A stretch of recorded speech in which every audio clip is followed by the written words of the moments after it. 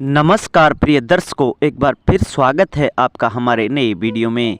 प्रिय दर्शकों, आज फिर हम नया वीडियो नई जानकारी लेकर हाजिर हुए हैं।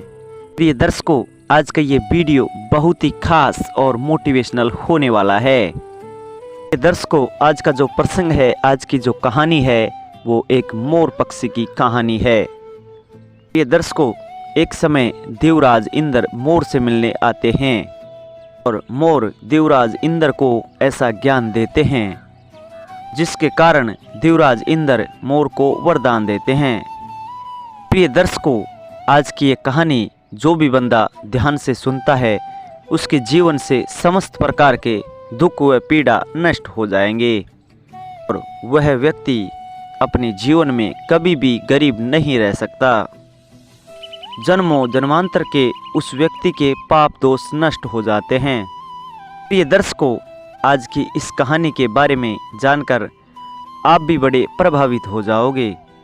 प्रिय दर्शकों, वीडियो शुरू करने से पहले जो लोग हमसे नए जुड़े हैं वो हमारे चैनल को सब्सक्राइब करें ताकि हमारा आने वाला हर वीडियो पहले आप लोगों तक पहुंच सके।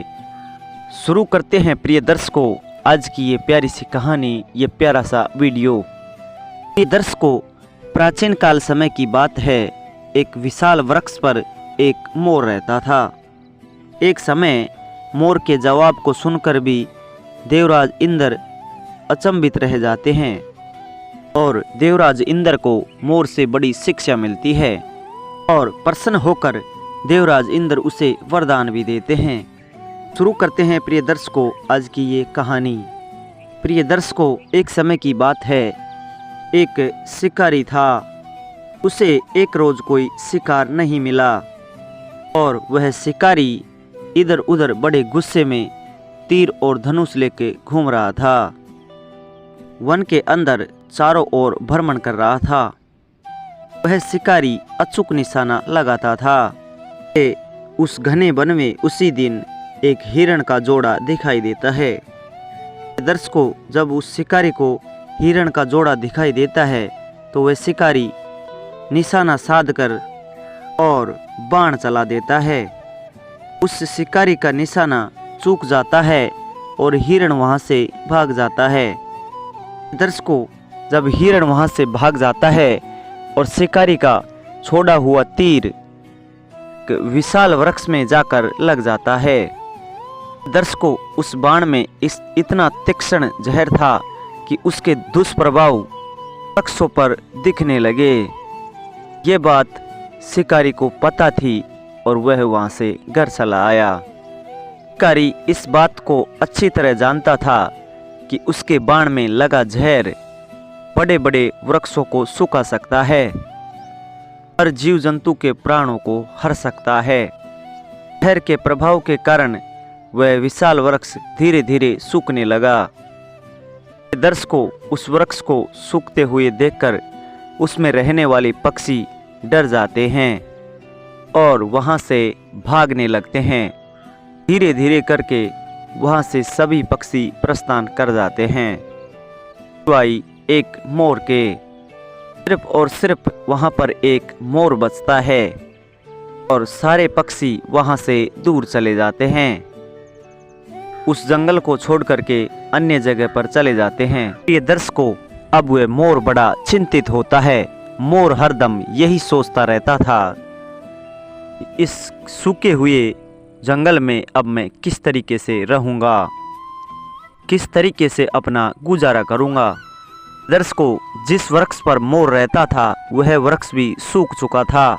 वह मोर उस वृक्ष को छोड़कर दूसरे स्थान पर जाना नहीं चाहता था।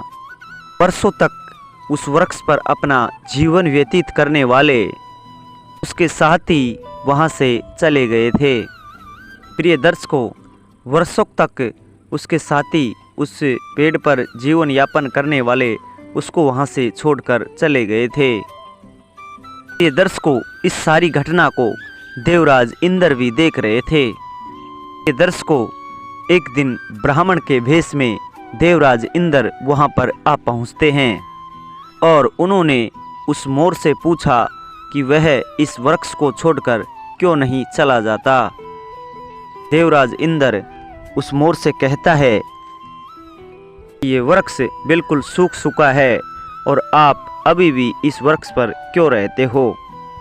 इस वृक्ष को छोड़कर तुम चले क्यों नहीं जाते हो? दर्शकों, देवराज इंद्र उस मोर से कहते हैं कि तुम्हारे सभी साथी इस जंगल को छोड़कर चले गए हैं, तुम ही इस जंगल में बचे हुए हो और यदि तुम मेरी सलाह मानो तो इस जंगल को और इस सूखे वृक्ष को छोड़कर तुम भी चले जाओ। यह वृक्ष अब सूख गया है और दोबारा इसे हरा होने की कोई संभावना नहीं है। इसे छोड़ दो और किसी दूसरे विशाल वृक्ष पर अपना घोंसला बनाओ, उस पर अपना जीवन यापन करो। दर्शकों, तब मोर देवराज इंद्र से कहता है कि मैंने आपको पहचान लिया है, आप देवराज इंद्र हैं, आपका स्वागत है। और देवराज इंद्र का स्वागत करता है। दर्शकों, मोर की इस बात को सुनकर देवराज इंद्र बड़े आश्चर्य में पड़ जाते हैं। उन्होंने मोर से कहा कि तुम इसे छोड़ दो, सूखे पेड़ में फल नहीं लगते हैं और दूसरे हरे वृक्षों में खाने को फल मिलेंगे, इसलिए तुम यहाँ से क्यों नहीं चले जाते, इस जगह को छोड़ क्यों नहीं देते। दर्शकों, देवराज इंद्र की इतनी बात सुनने के बाद अब मोर देवराज इंद्र से कहता है, मैंने अपना बचपन इसी वृक्ष पर बिताया है और इसकी डालियों पर खेला कूदा हूँ। इसकी डालियों पर खेल कूद कर मेरा बचपन बीता है और इसी घोंसले में मैंने अपनी आंखें खोली हैं। के पत्तों पर ही मैंने अपनी गंदगी की है, तूफान, आंधी, बारिश, सर्दी, इसी वृक्ष में हमेशा हमारी रक्षा की है और इसने हर संकट से मुझे बचाया है और जब अब इस पर संकट आया है तो मैं इस वृक्ष को अब कैसे छोड़ सकता हूँ और इस संकट की घड़ी में मैं इसका साथ नहीं छोड़ सकता।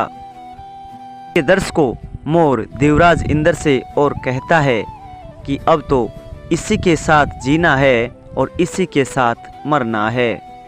ये दर्शकों, मोर की इस बात को सुनकर देवराज इंद्र बड़े खुश हो जाते हैं और देवराज इंद्र ने मोर से कहा कि मैं तुम्हें वरदान देना चाहता हूँ और तुम वरदान मांग लो, क्या मांगना चाहते हो?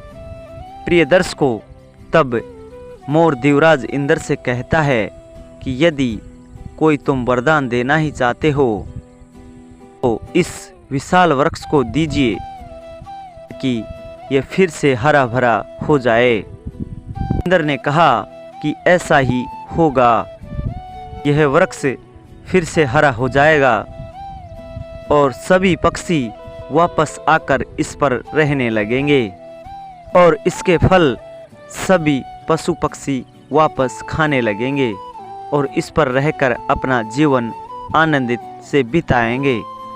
दर्शकों, उस मोर ने देवराज इंद्र को भी बड़ी सीख दी कि मित्र पर अगर संकट आए उसका साथ कभी नहीं छोड़ना चाहिए, कि हर संभव मदद करनी चाहिए, उसकी हर समस्या का समाधान करना चाहिए। क्योंकि इस सीख को देवराज इंद्र भी अपने पल्ले गांठ बांध लेते हैं और उस मोर की बात पर देवराज इंद्र बहुत ज़्यादा अमल करते हैं।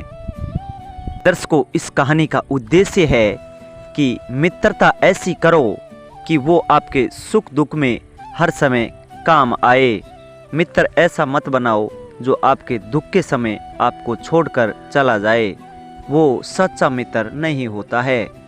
मित्र सच्चा वही होता है जो आपके सुख और दुख में दोनों में ही काम आए। इसीलिए मित्रता सच्चे और ईमानदार आदमी से ही करनी चाहिए। प्रिय दर्शकों, ये कहानी यहाँ पर समाप्त होती है। हम उम्मीद करते हैं कि ये कहानी आपको बेहद पसंद आई होगी। प्रिय दर्शकों, अगर आपको ये कहानी अच्छी लगी है तो लाइक, शेयर, कमेंट करके ज़रूर बताइए और जल्दी मिलते हैं नए वीडियो में। नमस्कार, धन्यवाद।